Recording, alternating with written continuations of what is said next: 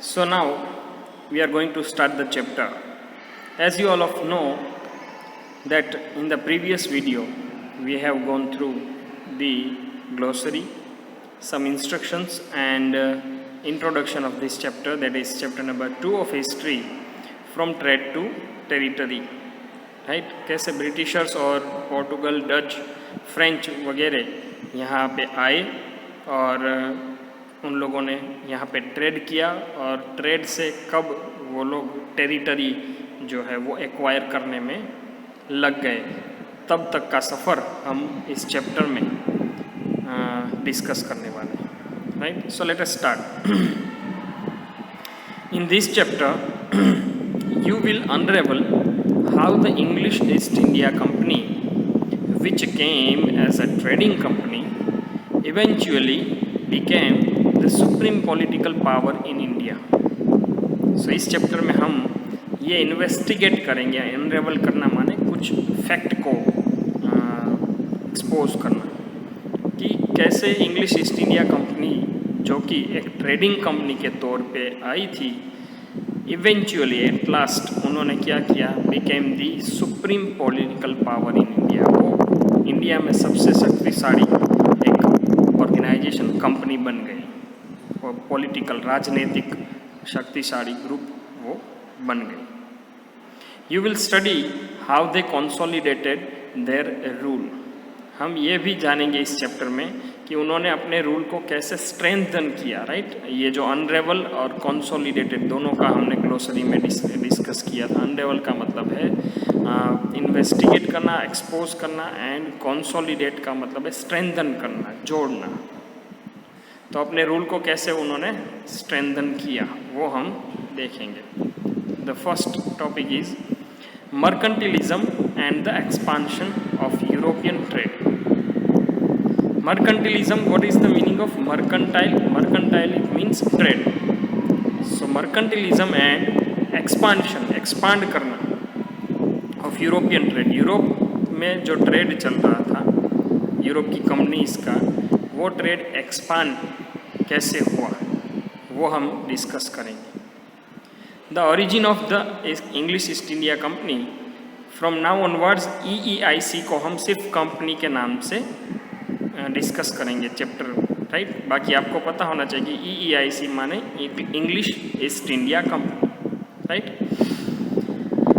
so the origin of the company and its powers lay in the economic theory of mercantilism. कोई भी company, अभी इसमें हम discuss कर रहे हैं इंग्लिश ईस्ट इंडिया कंपनी, तो कंपनी और उसके पावर का मूल क्या था, ओरिजिनल रूट क्या था, इकोनॉमिक थियरी ऑफ मर्केंटिलिज्म, व्यापार करने की थियरी, उसमें उसका पूरा ओरिजिन छुपा हुआ. Popular in Europe at that time, उस समय मर्केंटिलिज्म की थियरी जो है वो यूरोप में काफ़ी प्रचलित थी. उसी के आधार पे कंपनी की भी थियरी वही थी मर्केंटिलिज्म की. वो थियरी ऐसी है कि ट्रेड करने के लिए वो कुछ भी करती है और उसके रूट में जो कुछ भी बाधाएं आए तो वो अपने हिसाब से उसको दूर कर लेती है, चाहे वो गुड मीन्स हो या फिर वो bad means. According to this theory, ये थियरी के मुताबिक the prosperity of a country depends on its capability to produce more than it consumes and export more than it imports in order to maintain a positive balance of trade. Very truly said. Mercantilism की theory ये है कि किसी भी देश की समृद्धि, prosperity माने समृद्धि, बहुत पैसा होना, दैट इज प्रॉस्पेरिटी, और किस पे आधारित है, its capability to produce more, ज़्यादा उत्पादन करने की क्षमता पे निर्धारित है किसी भी देश की समृद्धि. जो वो उपयोग करता है, मोर देन इट कंज्यूम्स, देश का टोटल यूज़ कितना है, उससे ज़्यादा अगर हम बना पा रहे, चीज़ उत्पादन कर रहे हैं, तो that is the prosper country. और दूसरा, and export more than it imports, आयात निर्यात की बात है. इम्पोर्ट माने बाहर से हम अपने देश में मंगवाते हैं, एंड एक्सपोर्ट माने हमारे देश में बना के हम बाहर निर्यात करते हैं, एक्सपोर्ट निकास करते हैं। तो कोई भी देश की समृद्धि किसके आधार पे है? जितना उपयोग है उससे ज़्यादा प्रोड्यूस करना, और जितना इंपोर्ट करते हैं उससे ज़्यादा एक्सपोर्ट करना, तभी जाके क्या बनेगा? Positive balance of trade. Trade का एक पॉजिटिव बैलेंस बनेगा, तभी ट्रेड जो है वो सर्वाइव कर पाएगा, मेंटेन कर पाएगा, right. Overseas trade which was almost wholly carried out by sea routes was important in the practice of mercantilism। मर्कंटिलिज्म की प्रैक्टिस में सबसे इम्पोर्टेंट अगर हो तो वो ओवरसीज ट्रेड। ओवरसीज का मतलब होता है दरिया पार, राइट। किसी दूर देश में, दरिया के उस पार के देश में ट्रेड करना, उसके लिए ये वर्ड है overseas. Which was almost wholly carried out by sea routes, क्योंकि वो ओवरसीज ट्रेड दूसरे देशों में ज़्यादातर जमीन के मार्गों में कम ट्रेड चल रहा था, दरियाई मार्गों में ट्रेड जो है वो ज़्यादा चल रहा था। वो मर्कंटिलिज्म की प्रैक्टिस में इम्पोर्टेंट था, क्योंकि मर्कंटिलिज्म में दो रूल है कि इंपोर्ट से ज़्यादा एक्सपोर्ट करना है और कंजप्शन से ज़्यादा प्रोड्यूस करना है। तो उसके लिए फिर प्रोड्यूस किया हुआ कहाँ पे जाएगा? बेचेंगे बाहर। In 1498, the Portuguese navigator and explorer Vasco da Gama discovered a rather long sea route to India from Europe। Vasco da gamma ने 1498 में, वो पोर्टुगीज़ का नेविगेटर और एक्सप्लोरर था, जिसने इंडिया का लॉन्ग सी रूट डिस्कवर किया यूरोप से इंडिया का, राइट। जो आपको पता ही है, अफ्रीका के नीचे से होके केप ऑफ गुड होप होके आता है। Traders who chose this route had to sail down the coast of West Africa to the tip of South Africa and then sail up again to Calicut, जो आज का है कोझिकोडी, वो है केरला में, केरला स्टेट। तो ये रूट कैसा था? जो ये रूट चूज करते थे उनको वेस्ट अफ्रीका के डाउन कोस्ट, नीचे वाले कोस्ट से घूमकर जाना पड़ता था to the tip of Africa and sail again, फिर ऊपर की तरफ आना पड़ता था। वहाँ पे हमारे केरला स्टेट जो है इंडिया में साउथ में, उसकी कोझिकोडी कोस्टल एरिया है, वहाँ पे पहुँचता था। पहले उसका नाम कैलिकट था। However, for the European traders, these routes became necessary because the Ottoman Empire in Turkey and West Asia had disrupted traditional land routes। ये लंबा रूट होने के बावजूद भी यूरोपियन ट्रेडर्स के लिए ये ज़रूरी था, क्योंकि जो शॉर्ट रूट था, राइट, जो ऑटोमन एम्पायर टर्की में और वेस्ट एशिया, वो शॉर्ट रूट शायद हो सकते थे, वो ट्रेडिशनल लैंड रूट्स रोक के बैठे थे, क्योंकि वहाँ पे ट्रेडिशनल, क्योंकि यूरोप से इंडिया आने का ज़मीनी मार्ग भी था, बट वो जो टर्की, जिसको तुर्की भी कहते हैं, और वेस्ट एशिया का जो पूरा रूट था, वो वहाँ पे डिसरप्ट किया हुआ था। इसीलिए वहाँ पे रिस्क भी था लूट जाने का, ऐसे वगैरह, और काफ़ी कठिनाइयाँ हो सकती थी। इसी वजह से लंबा रूट, बट दरियाई रूट जो है, सी रूट, वो डिसाइड किया। Following this discovery, the first Europeans to establish their trading and administrative centres in India were the Portuguese. क्योंकि Vasco da Gama Portugal explorer और नेविगेटर था, तो ये डिस्कवरी होने के बाद, ये शोध होने के बाद, यूरोप से अपने इंडिया में ट्रेडिंग करने के लिए और एडमिनिस्ट्रेटिव सेंटर एस्टैब्लिश करने के लिए फर्स्ट जो आए वो थे पोर्टुगीज़। उनका इरादा ट्रेडिंग करने का था, right. So this was regarding the mercantilism. Next is European trading companies in India. अब इंडिया में फिर यूरोपियन ट्रेडिंग कंपनीज आने लगी। After the discovery of the sea route to India by Vasco da Gama, the Portuguese were followed by the Dutch। उसके बाद Dutch आए, French आए, फिर इंग्लिश मर्चेंट्स भी आए। मर्चेंट्स माने व्यापारी, traders, who came to India to trade in spices and textiles। मसाले और टेक्सटाइल कापड़ उद्योग, उनमें ट्रेडिंग करने के लिए पोर्टुगीज़ के बाद डच, फ्रेंच और इंग्लिश मर्चेंट्स भी आए। They establish their trading centres in India, यहाँ पे आके उन्होंने अपने ट्रेडिंग सेंटर्स स्थापित किए। तो अब वो देखेंगे कि कौन कौन से लोग यहाँ आए और उन्होंने क्या क्या ट्रेड किया। Let us study about this traders in detail. The first is Portuguese.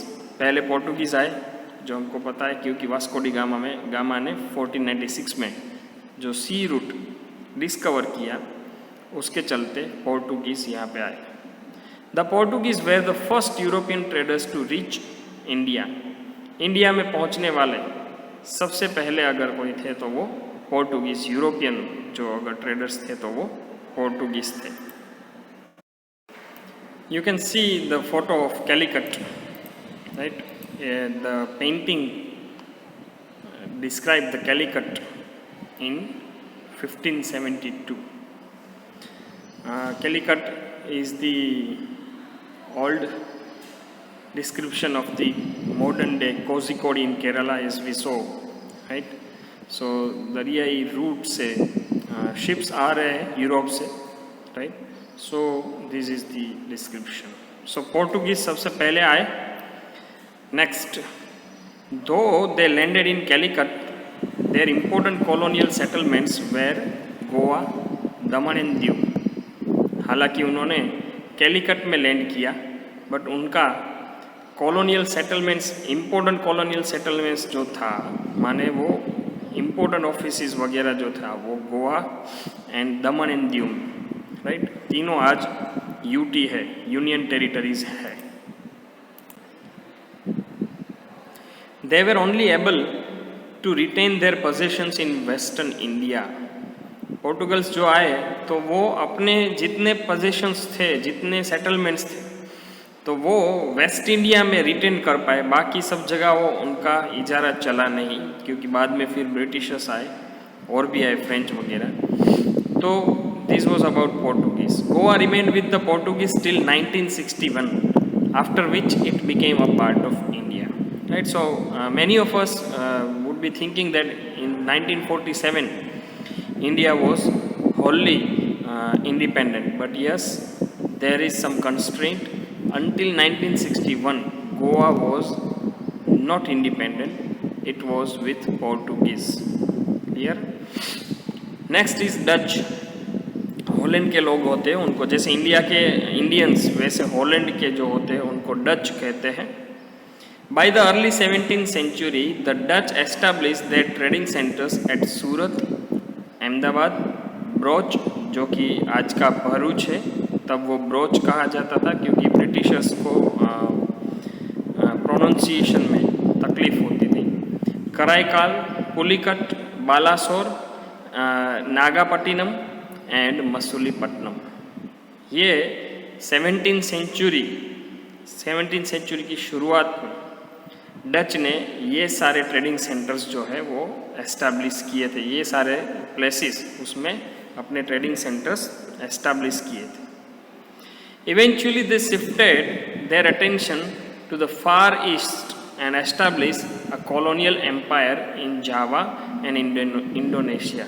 फिर उसके बाद उन्होंने अपना पूरा ध्यान फार ईस्ट में, ईस्ट की साइड में लगा दिया और वहाँ पे जावा और इंडोनेशिया में अपने कॉलोनियल एम्पायर जो है अपना वो एस्टैब्लिश किया. राइट? Next the French. हमने पोर्टुगीज का जाना, Dutch. Next is French. The French east India company established in 1664 sought to expand its base in India. French east India company जिसकी स्थापना 1664 में हुई थी, वो अपना बेस, इंडिया में अपना स्थापना किया हुआ बेस जो है वो एक्सपांड करना चाहती थी. राइट? साउथ का हमने ग्लोसरी में डिस्कस किया है. Right? They were looking for to expand its base in India. It posed a challenge to the company, English East India Company. French ही थे जिन्होंने इंग्लिश ईस्ट इंडिया कंपनी को challenge, वो एक चैलेंज के तौर पे थे क्योंकि वो भी उतना ही बड़ा ट्रेड करना चाहते थे।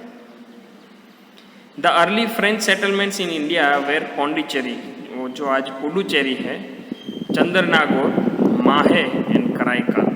फ्रेंच जो है वो आज के पुडुचेरी, चंद्रनागोर, माहे और कराईकाल, वहाँ पे उनके सेटलमेंट्स थे। So this was regarding the earlier, कौन कौन सी ट्रेडर्स, यूरोपियन ट्रेडर्स आए, right. Next will see English East India Company के अर्ली ईयर्स, राइट।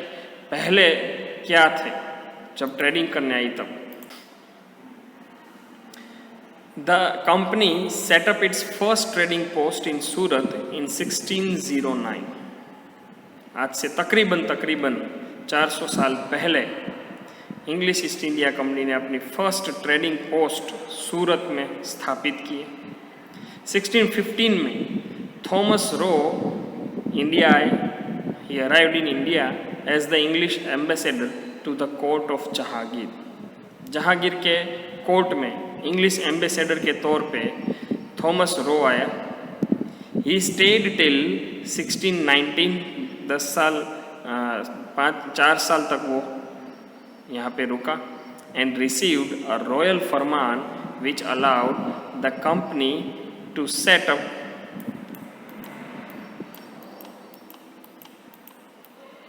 मोर फैक्ट्रीज।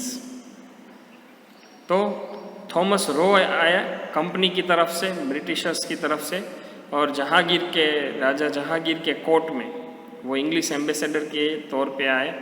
4 साल यहाँ पे वो रुका और उसको फरमान मिला। फरमान माने रॉयल ऑर्डर, हुक्म मिला, राइट, ज़्यादा फैक्ट्रीज सेटअप करने के लिए, right. We can see over here in the Indian map कि क्या क्या उन्होंने कहाँ पे एस्टैब्लिश किया। सबसे पहले हम लेजेंड देखेंगे। Circle represent English companies, square represent French companies, the reverse triangle represent Portuguese company, triangle represent Dutch and diamond represent Danish, right. तो we can see that west से लेकर, राइट, वेस्ट से लेकर साउथ होते हुए, right, फिर south east and south से east तक, और 1-2 जो है वो सेंट्रल इंडिया में। तो इन लोगों का प्रभाव था, वहाँ पे ट्रेडिंग पोस्ट हुआ करती थी, right. So let us move ahead. Thus apart from Surat, the English established factories and bases at many other places. सूरत के अलावा भी इंग्लिश कंपनी ने कई और जगह पे भी अपनी फैक्ट्रीज को एस्टैब्लिश किया। वेस्टर्न इंडिया, भरूच, जो आज का भरूच है, और अहमदाबाद, राइट, कर्णावती भी बोलते हैं जिसको। साउथ इंडिया, मसूलीपट्टनम 1611 में वहाँ पे भी अपना बेस जो है वो स्थापित किया, राइट। हम डिस्कस कर सकते हैं कि why did the British set up their first factories on the western coast. क्यों वेस्टर्न कोस्ट में उसकी फर्स्ट फैक्ट्री सेटअप की, हालांकि कंपनी का नाम है इंग्लिश ईस्ट इंडिया कंपनी। तो उनका पहले ज़मीन पे पाँव रखा उन्होंने ईस्ट साइड, बट पहली फैक्ट्री जो है, राइट, वो क्यों उन्होंने वेस्टर्न कोस्ट में एस्टैब्लिश की। तो सीधा सा जवाब है कि जब हमें ट्रेड करना है तो कहाँ पे कंज्यूमर्स मिलेंगे वो सबसे पहले देखते हैं।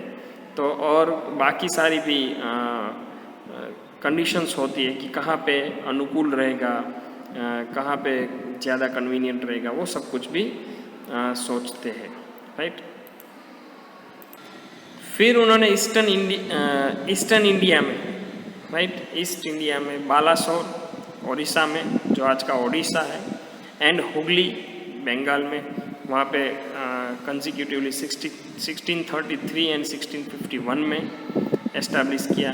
फोर्टिफाइड ऑपरेशनल बेसिस इन मद्रास, जो आज का चेन्नई है, और बॉम्बे जो आज का मुंबई है, और कलकत्ता जो आज का कोलकाता है, वो ये ओरिजिनल नाम है तीनों, ये जो इंग्लिश नाम, वहाँ पे भी उन्होंने अपने ऑपरेशनल बेसिस को फोर्टिफाइड किया। फोर्टिफाइड करना माने स्ट्रेंथन करना, माने दीवारों से उनको कवर अप करना, सेफ करना, प्रोटेक्ट करना,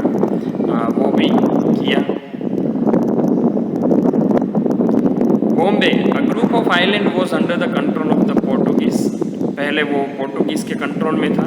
इन May 1661 when the British Prince Charles II married the Portuguese Princess Catherine of Braganza, he got Bombay as Catherine's dowry from her father King John IV of Portugal।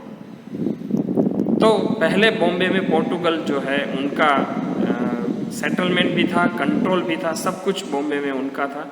फिर जब 1661 का मई British Prince Charles II जिन्होंने Portuguese princess Catherine of ब्रेगांजा के साथ शादी की, तो उनको डावरी में दहेज के तौर पे उसको पूरा बॉम्बे मिला, जो कि ग्रुप ऑफ आइलैंड था। Right, sounds interesting? यस। वो किंग जॉन उसका फादर था, उसने Bombay as a dowry Britishers को दिया। Subsequently the island of Bombay were given to the English East India Company on lease for a sum of 10 pound per annum। English में pound चलता है, तो हर साल 10 पाउंड में, तब का वैल्यू काफ़ी बड़ा था 10 का, तो इंग्लिश ईस्ट इंडिया कंपनी को बॉम्बे जो है वो 10 पाउंड पर एनम यहाँ पे एनम का मतलब है ईयर, तो वैसे भाड़े पे दिया। The next is the struggle for power. तो ये सारी थी अलग अलग कंपनियां कैसे आई, फ्रेंच, डच, पोर्टुगीज़ और इंग्लिश, और कैसे कैसे फैक्ट्रीज एस्टेब्लिश किया इंग्लिश ने। The next point is the struggle for power. Power को लेकर स्ट्रगल हुई, काफ़ी घर्षण हुए, काफ़ी क्लैशेस हुए, कॉन्फ्लिक्ट्स हुए, राइट, और अंत में क्या हुआ वो हम सबको पता है। Still we'll discuss it. Establishment of the trading companies by various European powers in India resulted in fierce competition and rivalry। जब ट्रेडिंग कंपनीज अलग अलग यूरोपियन पावर्स ने इंडिया में अलग अलग ट्रेडिंग कंपनीज का एस्टेब्लिशमेंट स्टार्ट कर दिया, और क्या पर्पस था, ये यूरोपियन ट्रेडर्स का क्या पर्पस था इंडिया में आने के? ट्रेडिंग। क्लियर?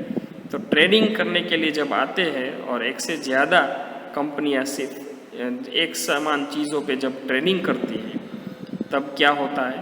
कंपटीशन होती है, राइट, और फिर कंपटीशन की वजह से राइवलरी होती है। ट्रेड में दुश्मनावट, दैट इज कॉल्ड राइवलरी, वो भी हमने ग्लोसरी में डिस्कस किया। All of them wanted to earn maximum profits and attain a monopoly over trade.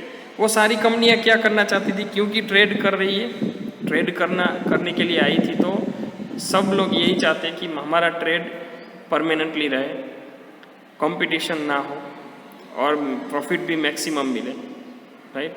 तो वो सब मैक्सिमम प्रॉफिट अर्न करना चाहते थे और ट्रेड में अपनी मोनोपोली जो है वो बनाए रखना चाहते थे, या फिर मोनोपोली बनाना चाहते थे। अब मोनोपोली दो वर्ड से बनाए, मोनो एंड पोली। मोनो का मतलब है एक और पोली का मतलब है अनेक। जब अनेक पे एक का प्रभुत्व होता है in terms of speciality, quality, service, किसी भी चीज़ के लिए अगर देखा जाए तो मोनोपोली। तो सब लोग अपने ट्रेड पे मोनोपोली बनाए रखना चाहते थे। However this was possible only when they were able to. अब ये कैसे पॉसिबल हो सकता है? They were able to eliminate other rival companies. दूसरी राइवल कंपनीज जो होती हैं उनको अगर एलिमिनेट कर दें, राइट, एलिमिनेट करना माने ख़त्म कर देना, फिनिश कर देना, या तो ट्रेड से बाहर निकाल देना या उनकी सिचुएशन ऐसी कर देना कि वो ट्रेड ना कर पाए, वो खुद बाहर हो जाए। तो दूसरी कंपनीज को राइवल करना, एलिमिनेट करना। दूसरा था have control over the political power of the countries with which they had trade relations।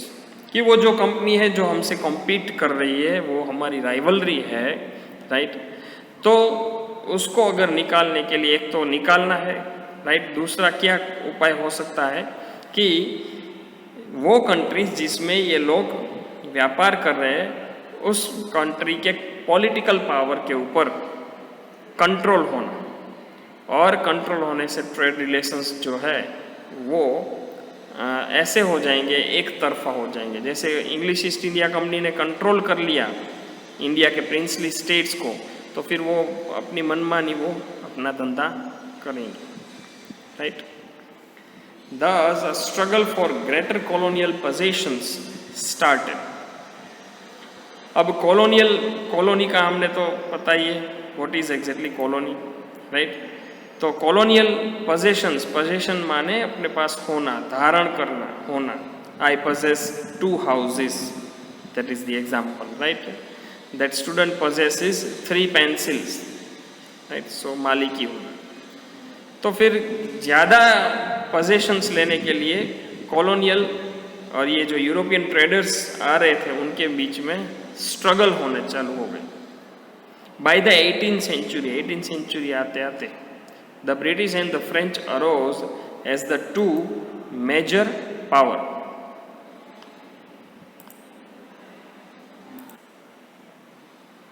Sorry for the interruption.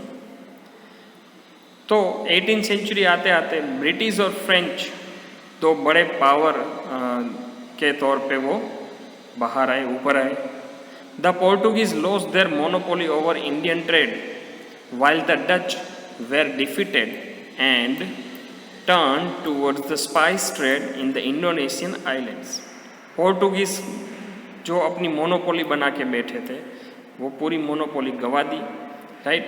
और डच जो थे वो इंडोनेशियन आइलैंड की ओर बढ़ गए अपने ट्रेड को लेकर, right. Throughout the 17th and 18th centuries, England and France, traditional rivals in Europe, fought several wars in India whenever their political and economic ambitions clashed. 17th और 18th century में यही होता रहा। इंग्लैंड और France, क्योंकि वो 2 अब बड़े पावर हो चुके थे, तो वो यूरोप के ट्रेडिशनल राइवल्स भी थे, काफ़ी पुराने वो ट्रेडिंग दुश्मन भी थे। उन्होंने इंडिया में काफ़ी लड़ाइयाँ लड़ी।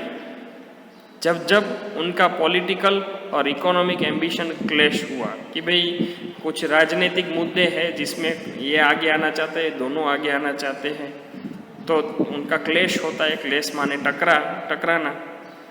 तो जब जब भी वो आमने सामने टकराए इकोनॉमिक एम्बिशंस के बारे में और राजनीतिक मुद्दों के बारे में, तब लड़ाइयाँ हुई।